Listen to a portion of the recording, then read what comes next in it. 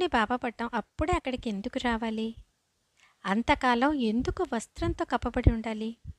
అనుకున్న ప్రకారం మాధవరావు మరియు దీక్షిత్ బాబా పట్టాన్ని వెంట పెట్టుకుని ఆనందంగా బయలుదేరారు.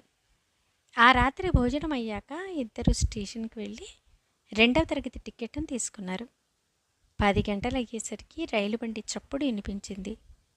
2వ తరగతి బోగీలో జనం నిండిపోయి ఉండడం చూశారు. అలా తటస్థపడిన పరిస్థితికి ఇద్దరికీ బాగా చింత పట్టుకుంది.